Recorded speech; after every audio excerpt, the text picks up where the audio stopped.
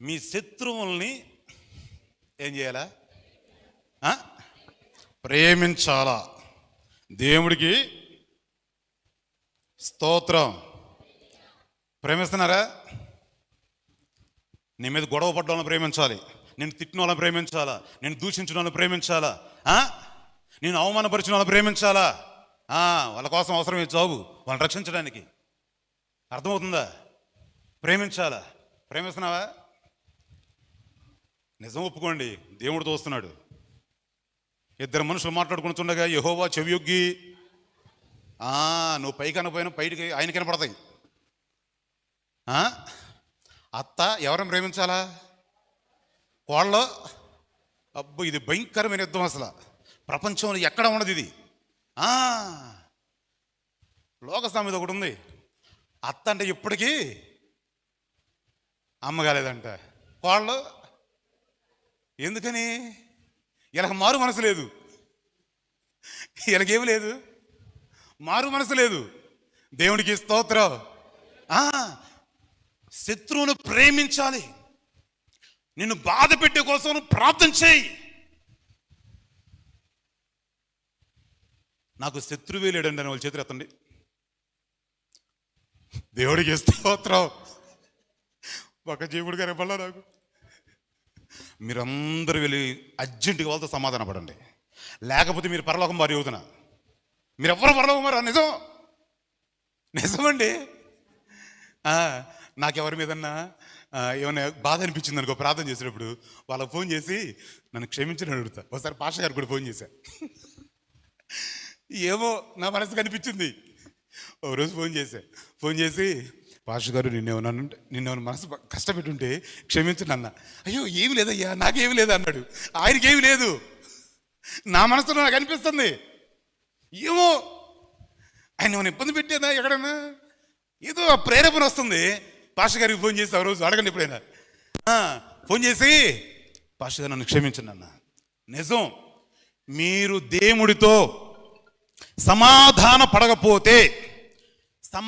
పడకపోతే మనుషులతో సమాధాన పడకపోతే ఖచ్చితంగా ఎక్కడ పోం చెప్పండి. చాలామంది ఎవరిదాన్ని గొడవ ఉందనుకో, చాలామంది అత్తలు కోడల్లో ఒకరినొకరు ఎడతరుస్తుంటారు తెలుసా.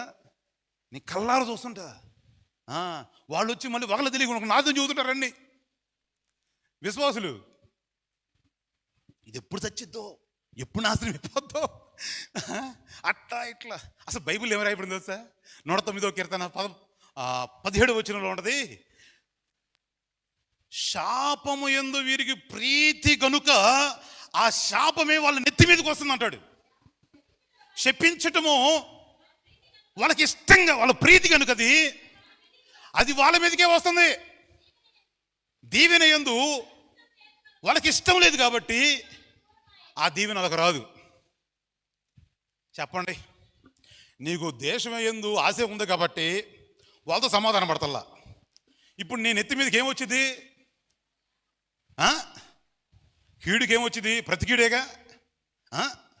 కీడుని ఎలా జయించాలన్నాడు దేవుడు? మేలు చేత కీడుని జయించాలి. వాక్యము తెలుసు, మీకు తెలియదు అంటలా. నేను దాన్ని పాడుతున్నారా? మీకు వాక్యం తెలుసు, అయ్యగారు అద్భుతంగా చెప్తారు, ఎంతోమంది గొప్ప దైవ సేవకులు వస్తారు, మీకు వాక్యాన్ని చెప్తుంటారు. వింటున్నారు, వాక్యాన్ని పాటిస్తున్నారా? వాక్యాన్ని అనుసరిస్తున్నారా? వాక్యాన్ని వెంబడిస్తున్నారా? ఆ వాక్యాన్ని వెంబడించిన వాడే పరలోకం వెళ్తాడు. ఆ వాక్యముతో నడిచిన వాడే పరలోకం వెళ్తాడు. ఆ వాక్యాన్ని అనుసరించి జీవించిన వాడే పరలోకం పోతాడు. అర్థమవుతుందా? ఇదిగో, మీ శత్రువుల్ని ప్రేమించండి, సమాధానపడండి, వాడితో మాట్లాడండి. అంతగా ఇంకా మనసులో ఏదైనా వాడు కష్టపెట్టుకుని ఉంటే ఇంటికి పిలవండి, చక్కగా భోజనం పెట్టండి. ఏమన్నాడు రోమపత్రికలో? నెత్తిన నిప్పులు కొంపడ పోసినట్టేనంట. వాడికి వచ్చేది బుద్ధి. ముందు ఎవరికి రావాలి? రావాలండి? ముందు బుద్ధి ఎవరికి రావాలి? మనకు రావాలి. అర్థమవుతుందా? మీ శత్రువుల్ని.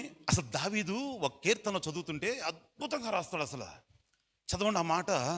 కీర్తనల గ్రంథం 6వ కీర్తన 6వ కీర్తన 4-5 వచనాలు చదవండి.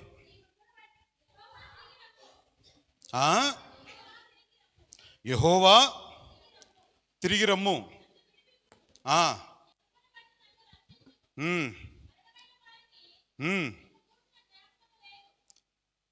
కీర్తనల గ్రంథం 6:4-5.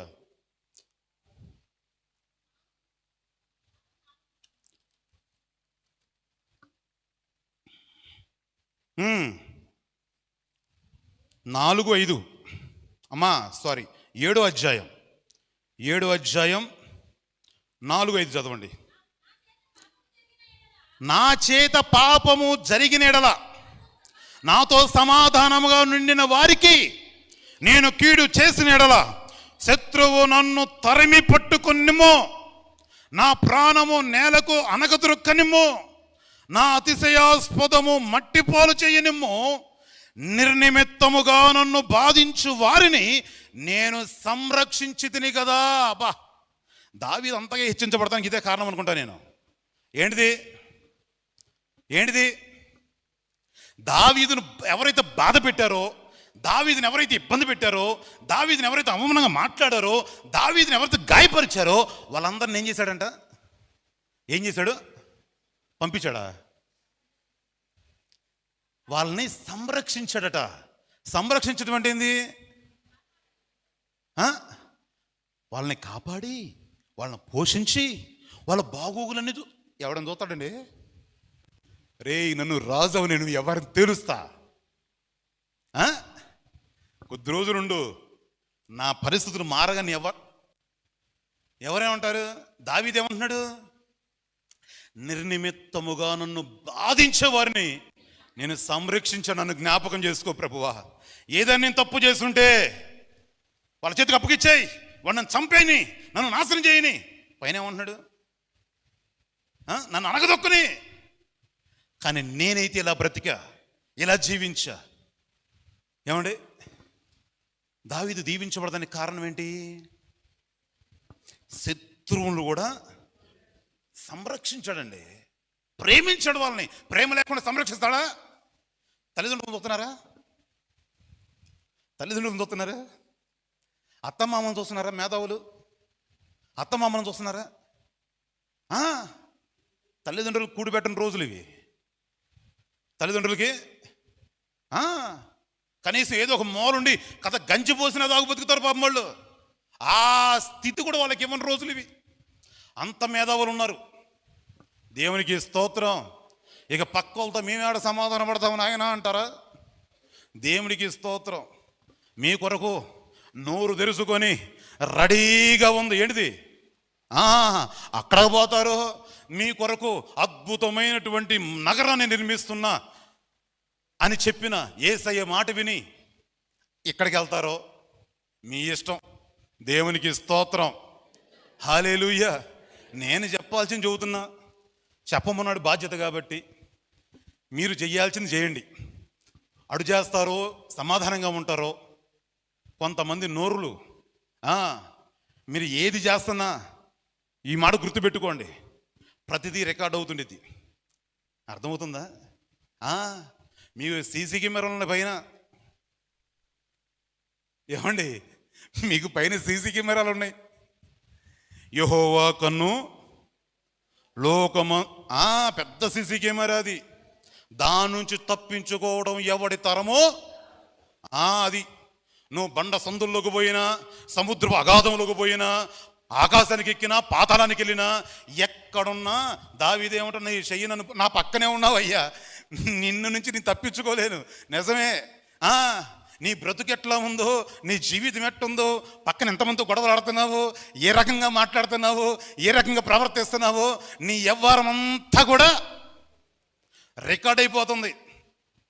దేవునికి స్తోత్రం. హల్లెలూయా. రేపొద్దున పెద్ద స్పీకర్ పెడతాడు అక్కడ ఆయన. ఎందుకు? యెహోవా యందు భయభక్తులు కలిగిన వారు మేధావులు వీళ్ళు మాట్లాడుకుంటా ఉంటే ఆయన చెవియొగ్గి ఆలకిస్తా ఉన్నాడంట. ఎందుకు? రేపొద్దు నీకు చెప్పొద్దు, ప్రభు అసలు నేను చాలా విశ్వాసిని, వారానికి 2 రోజులు ఉపవాసం ఉన్నాను, నా భక్తి నా విశ్వాసం, చర్చిలో అందరూ ముందుకు వెళ్తాను, అందరూ ముందు కూర్చుంటాను, మిమ్మల్ని కాదులేమ్మా, అందరూ ముందు కూర్చుంటాను, నా విశ్వాసం ఇది, నా భక్తి ఇది, ప్రతిరోజు వాక్యం చదువుతాను, 3 గంటల ప్రార్థన చేస్తాను. నువ్వు ఇన్ని చెప్పిన ప్రయోజనం ఉండదు. నీ బ్రతుకు మారకపోతే, నీ జీవితం మారకపోతే, నీ మాటలు మారకపోతే, నీ వ్యక్తిత్వం మారకపోతే ఎవరికి కావాలయ్యా ఇవన్నీ?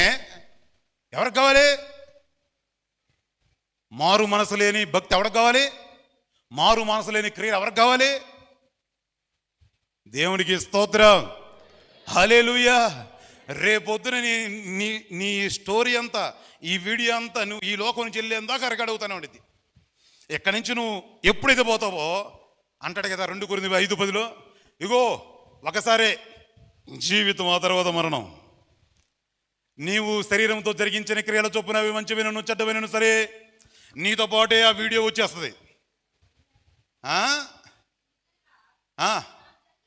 తాను జరిగించిన క్రియల చొప్పున మంచివైనను సరే చెడ్డవైనను సరే, దేహంతో నువ్వు జరిగించిన వాటి ఫలం ప్రతివాడు అనుభవించినట్లు ఆయన న్యాయ సింహాసనం ఎదుట ప్రత్యక్షమవుతాం. ఖచ్చితంగా ఆయన ఎదుటి ప్రత్యక్షమైనప్పుడు, నీ వీడియో అక్కడ రికార్డ్ అయినప్పుడు, అబ్బబ్బబ్బబ్బా చిచ్చి, ఈ వక్ర జీవితాన్ని బాగా బతికితే బాగుండేది, ఈ వక్ర జీవితాన్ని నీతిగా యథార్థంగా బతికితే బాగుండేది.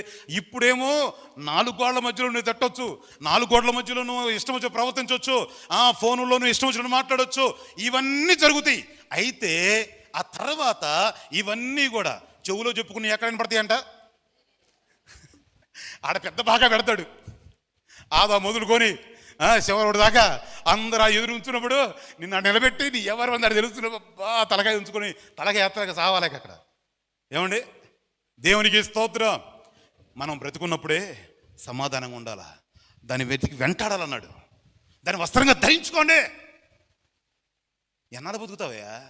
శత్రువైనా చచ్చిపోతే బాధేసిద్దే అయ్యిదా? మరి కన్నోళ్ళని నడుచుస్తున్నారు, తోడబుట్టిన నడుచుస్తున్నారు, ఎలా బ్రతుకుతున్నారయ్యా? ఇదిగో నీ జీవితం అంతటిని బట్టి దేవునికి లెక్కడికి చెప్తాడు. ఆ రోజు నీ ప్రవర్తన ఎంత అసహ్యకరంగా ఉంటుందో ఒకసారి గుర్తుపెట్టుకొని అందరితో సమాధానంగా బ్రతుకుదాం, అందరితో సమాధానంగా బ్రతుకుదాం, అందరికీ మేలు చేసేవారుగా బ్రతుకుదాం. అన్యాయం కాదు, మేలు చేసేవారుగా బ్రతుకుదాం. దేవునికి స్తోత్రం. అందరితో విరోధ భావం పెట్టుకుంటే ఎవరిని రక్షిస్తాం? మనం ఎంతమందిని తీసుకొస్తాం దేవుని సన్నిధికి? ఈ లోకంలో మనం ఈ లోకం నుంచి వెళ్ళిపోయేలోపు ఎంతమంది దేవుని స్వార్థ చెప్తున్నాం? ఏమండి, ఆలోచించండి. నీ ఇంట్లోనే నీకు సమాధానం లేకపోతే, నీ బజార్లో నీకు సమాధానం లేకపోతే ఎవరిది మంచిది కాదు? పెద్దోళ్ళు సామెత సరిగా, నీ నోరు మంచిదైతే మాటకు 10 మాటలు మాట్లాడుతుంటే యాడండి, యాడ సమాధానం వచ్చింది? యాడ సమాధానం దొరుకుతుంది మీకు? గమనించండి, శత్రువును కూడా ప్రేమించాలి. ఈసారి మీ అందరి చేతులు పైకెత్తాలా? దేవుడికి స్తోత్రం, హల్లెలూయా. గమనించండి.